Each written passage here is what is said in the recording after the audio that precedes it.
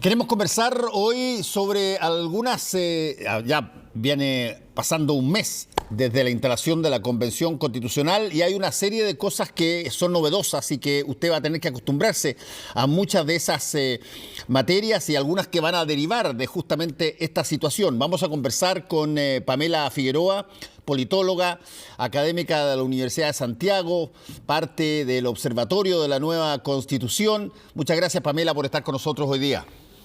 Muy buenas noches, Fernando. Muchas gracias a ustedes por la invitación. Bueno, ha pasado un mes y hay un montón de cosas que vamos a estar lidiando con ellas, estando constantemente haciendo referencia a una serie de materias que se introducen por primera vez en el marco institucional chileno dentro de esta Constitución. La paridad, las formas de comunicarse, las disputas que hay porque de pronto un sector de la constituyente considera que, por ejemplo, hablar en mapudungún pasa a ser una situación ofensiva y, por lo tanto, el statu quo clásico que teníamos para este tipo de fenómeno, bueno, básicamente cambió. Y queremos saber cómo cambió y cuál es la dirección donde se está dirigiendo y cuáles son las variables que inciden en esto, Pamela. Sí, totalmente, Fernando. Yo creo que, bueno, todos los que hemos venido participando y estudiando el proceso constituyente en Chile, vemos que sin duda la inauguración de la Convención Constitucional el pasado 4 de julio marcó el inicio de un nuevo ciclo político en Chile y probablemente el inicio de ese nuevo ciclo político va a tener también muchos efectos y consecuencias a nivel social y cultural. Y creo que hay un primer factor que analizar, que es como la innovación en el diseño institucional, ¿ya? La Convención Constitucional de Chile es muy innovadora porque por primera vez en el mundo hay un órgano constituyente que es paritario. Y para llegar a esa paridad en el resultado, tenemos una convención de 155 miembros, donde 78 son hombres, 77 mujeres, y para llegar a esa paridad se aplicó una ley de paridad bien novedosa porque es una paridad que se aplicó no solamente en las listas de candidatura, sino que también se estableció un mecanismo para poder integrar paritariamente la convención. Y lo más interesante de esa integración es que la integración se hizo más en hombres que en mujeres, es decir, 11 hombres entraron a la convención al aplicarse la ley de paridad y 4 mujeres entraron a la convención al aplicarse la ley de paridad. Entonces algunos dicen favoreció a los hombres, pero la verdad es que favoreció a los hombres o a mujeres, sino que eso es lo que busca la ley de paridad, ¿no es cierto? Poder equilibrar la representación política entre hombres y mujeres, y eso creo que es una innovación democrática que, como te decía, esta es la primera Convención Constitucional, el primer órgano constituyente paritario que hay en el mundo. En la Asamblea Constituyente de Túnez se hizo una ley que hacía listas paritarias, pero eso no llegó a que la convención fuera paritaria. Así que esa es la primera gran innovación democrática y por eso hay muchas instituciones a nivel internacional que nos están observando cómo eso funciona, cómo eso se refleja. Y bueno, eso es una línea que hay que ir siguiendo. Nosotros en el Observatorio de Nueva Constitución tenemos una línea de observación sobre la equidad de género, porque también muchos estudios académicos muestran que no necesariamente porque exista la paridad en la representación, eso significa que el contenido constitucional va a tener una perspectiva de género o una perspectiva feminista. Pero eso es lo primero.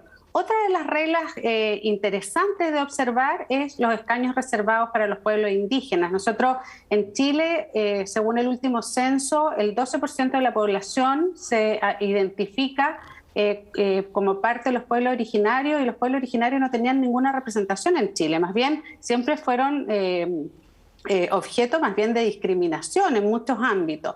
Entonces, los escaños reservados son un aspecto muy importante para mostrar la pluralidad, ¿no es cierto?, el pluralismo, la diversidad étnica también que existe en Chile. Y además la Convención Constitucional se eligió con un mecanismo electoral que es muy similar a cómo elegimos el Congreso, pero esta vez se estableció en una legislación, la Ley 21.216, que es la misma que aprobó la paridad, la posibilidad de que los independientes inscribieran listas.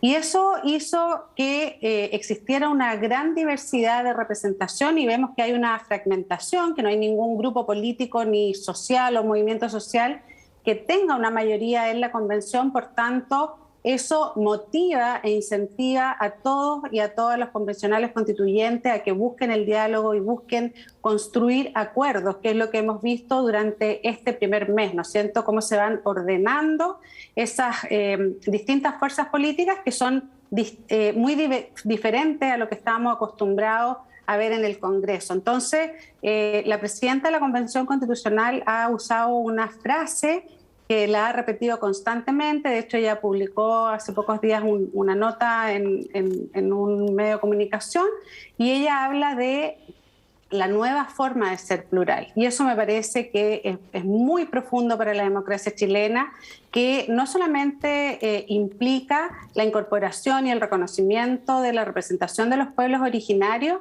sino que desde mi perspectiva eso también implica que la paridad de género, la diversidad territorial que tenemos en la representación hoy día es muy importante para este nuevo ciclo político, y eso sin duda creo que hace que este órgano, que es un órgano constituyente, pero un órgano también representativo, dé cuenta de una manera mucho más cercana a lo que es la sociedad chilena. Y creo que esa nueva institucionalidad, en esta nueva forma de ser plural, como dice la presidenta Loncón, abre un camino muy interesante para la incorporación de nuevos actores sociales en una vía democrática, en una vía institucional.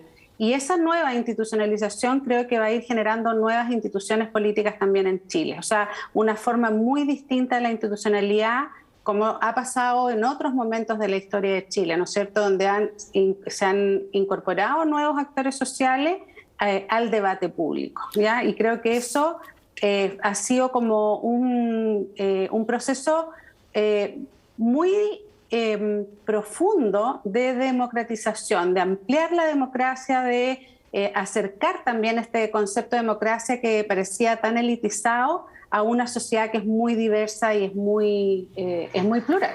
Sí, ahora, es interesante, Pamela, cuando uno empieza a comparar, por ejemplo, lo que tú estás hablando, la distribución, por ejemplo, de los constituyentes. Tú tomas la distribución y la comparas con cualquier otra representación democrática del país. Parlamento, gobierno, alcalde, la que tú quieras. Y la de alcaldes probablemente y concejales probablemente es la que más se acerca a tener una representación genuina o más genuina de cómo está distribuido el país en su realidad. Pero no cabe la menor duda que una institución tan relevante como una convención constitucional, es notable que su composición sea dramáticamente distinta de lo que son las clásicas representaciones por elección de prácticamente casi 200 años, digamos. Y desde ese punto de vista le otorga un grado de potencial legitimidad de facto mucho más importante de cualquiera otra de las instituciones, en la medida que estamos hablando de personas que fueron escogidas por los ciudadanos. Sí, totalmente. Y yo creo que también hay que observar que los diseños institucionales, sobre todo los diseños de los sistemas electorales, son muy importantes en esa perspectiva, ¿ya? A veces uno tiende como a no profundizar mucho que un sistema electoral u otro tiene efecto, cómo se construye lo que desde la ciencia política llamamos la voluntad política, que en el fondo es la voluntad popular, la voluntad de la ciudadanía, porque cómo tú eliges, cómo tú defines quiénes son las autoridades, también pone ciertos valores de la sociedad, ¿no es cierto?, en el debate público. Si eso es lo que está sucediendo hoy día. Por eso pasa lo que tú señalabas. O sea, hoy día tenemos a una destacada académica como es Elisa Loncón como presidenta de la Convención Constitucional, pero si no hubiésemos tenido paridad y escaños reservados, probablemente Elisa Loncón no habría sido la presidenta de la Convención Constitucional, ¿no es cierto?, si hubiésemos elegido cómo se elegía el Congreso u otros órganos. Pero cuando fue el Acuerdo por la Paz y la nueva Constitución, recordemos que estábamos en una plena revuelta social, en lo que hemos denominado el estallido social, y en ese momento yo creo que distintos actores, primero los alcaldes que promovieron el plebiscito y luego los partidos políticos con representación en el Congreso, porque recordemos que ese acuerdo lo firman 11 partidos de los 17 que tienen representación en el Congreso.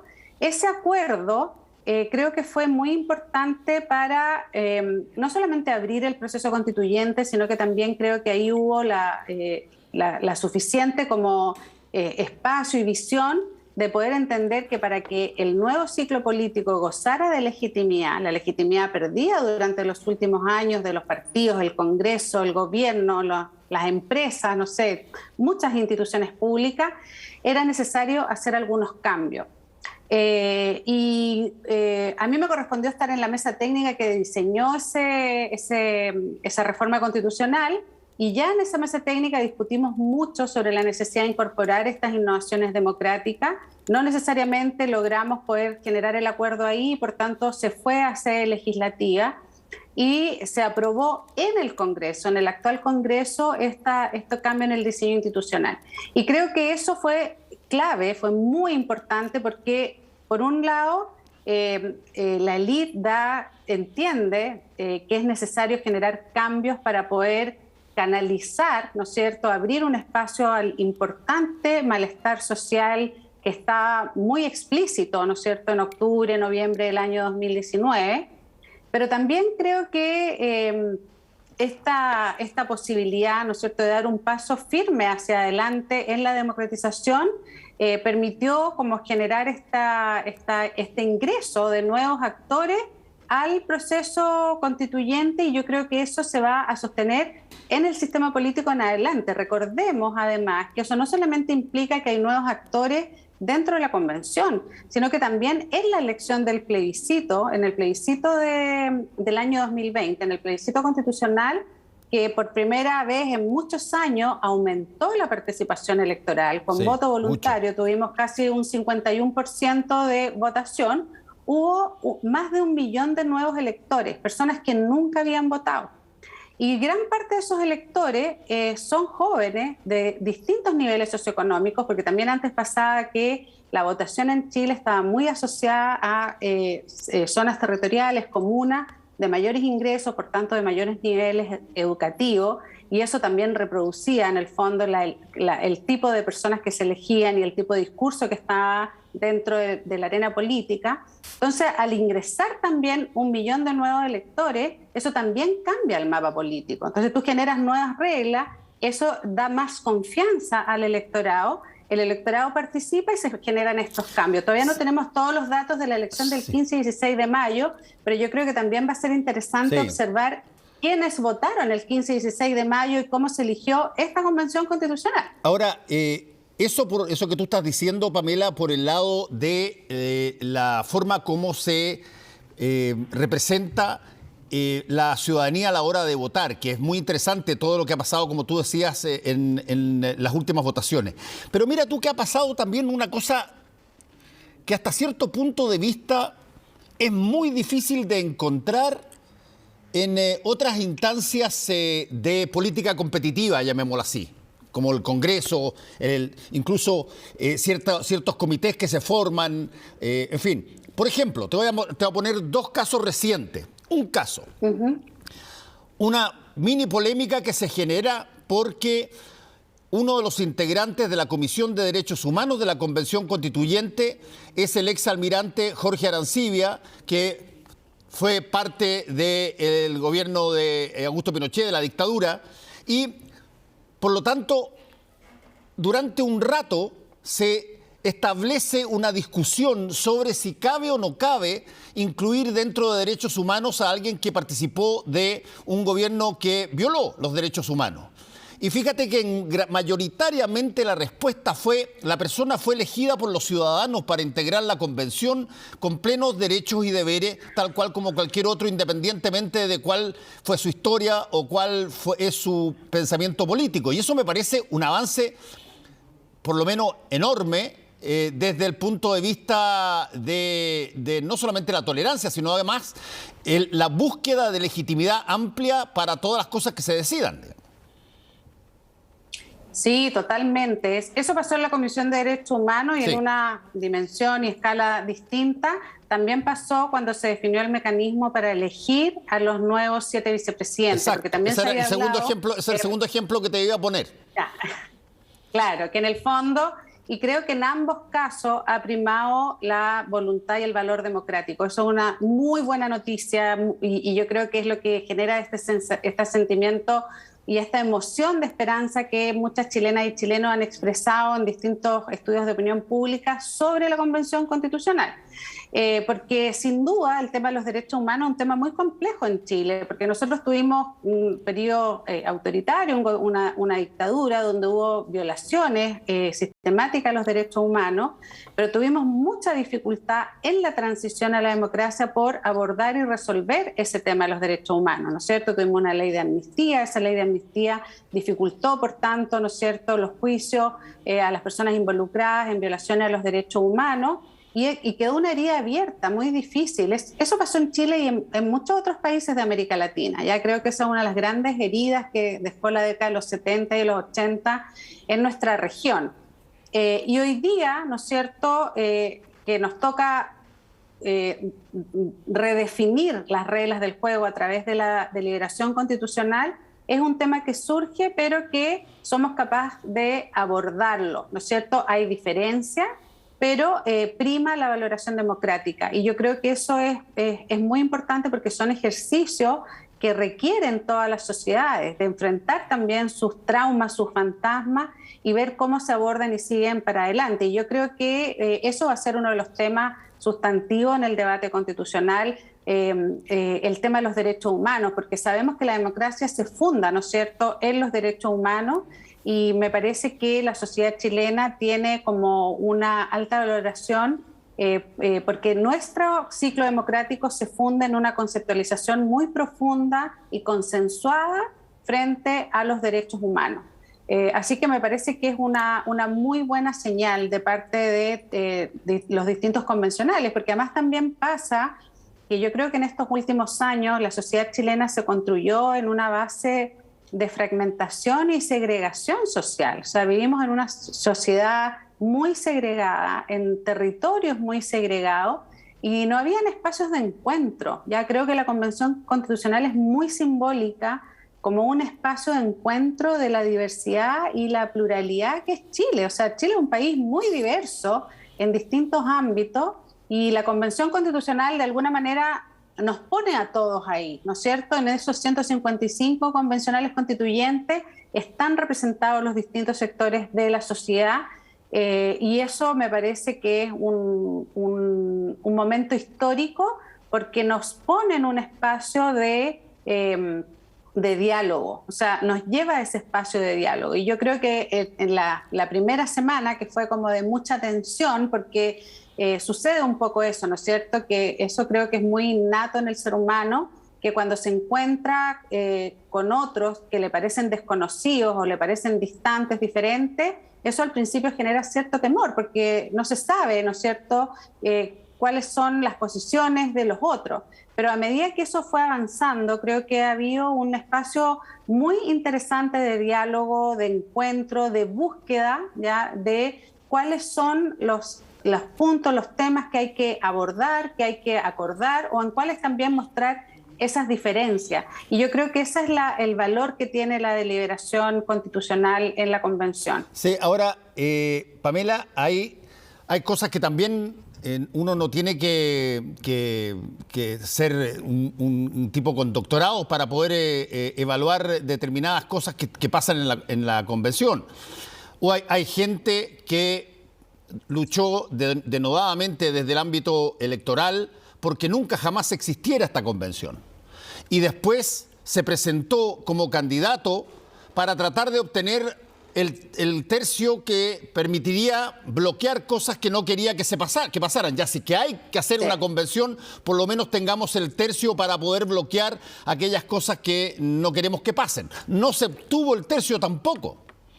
Y por lo tanto, no me extrañaría, y creo que eso es inevitable que pase, que de repente haya algunas manifestaciones o algunos gestos, algunas cosas, pero para los efectos prácticos de este primer mes, han habido rencillas, han habido fricciones, pero se ha ido instalando bastante más acomodadamente, creo yo, la convención de lo que incluso se podría pensar, teniendo en cuenta que hay personas adentro de la convención, como constituyente, que estaban en contra de que existiese esto y que se presentaron de candidatos creyendo que podían obtener un tercio para intentar bloquear aquello. Y aún así, hoy día están participando y probablemente, si es que este ambiente del que estamos hablando, Pamela, que tú describes también en términos ciudadanos y en términos democráticos, se sigue manteniendo, bueno, va a ser tremendamente bueno que se legitime esa convención con todos aquellos que están, incluyendo los que fueron originalmente, para tratar de que esto no ocurriera.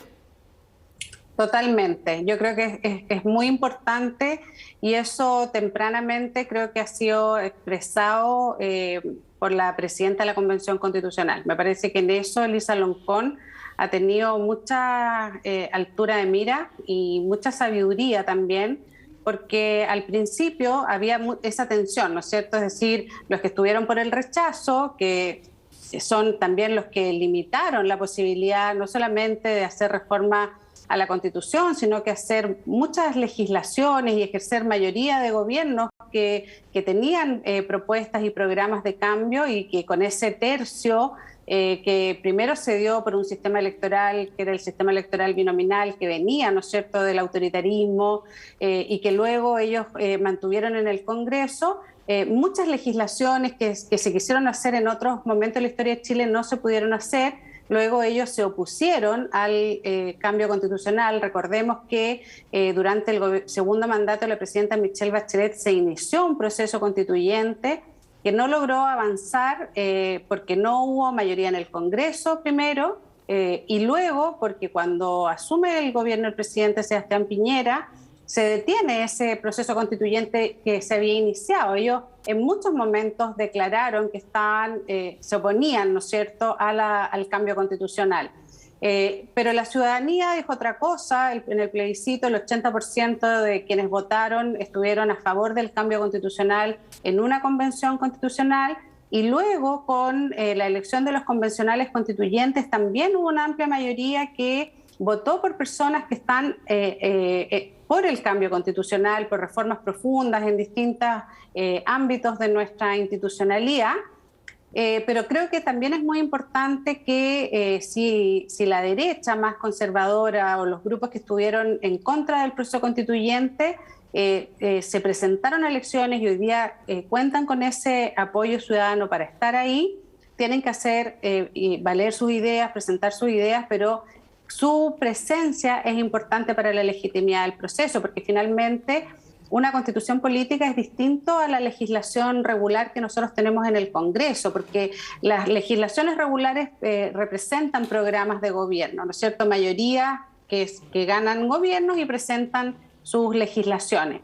Pero una constitución es un acuerdo transversal, un acuerdo político y social amplio que nos tiene que generar los consensos necesarios para los próximos 30 o 50 años. Nosotros además como país tenemos una historia constitucional de bastante estabilidad. Pensemos que la última constitución política nos dio una estabilidad democrática entre 1925 y 1973. Entonces, yo creo que tenemos que aspirar a eso, ¿no es cierto? Que este nuevo momento nos ayude a proyectar eso. Y yo creo que lo que hoy día representa la derecha fundamentalmente en la Convención Constitucional es lo que electoralmente representa, y eso también se vio en la elección de gobernadores, en las elecciones de alcalde, y probablemente, bueno, no sabemos cómo se va a seguir comportando el electorado, pero me parece que hoy día hay un gran consenso social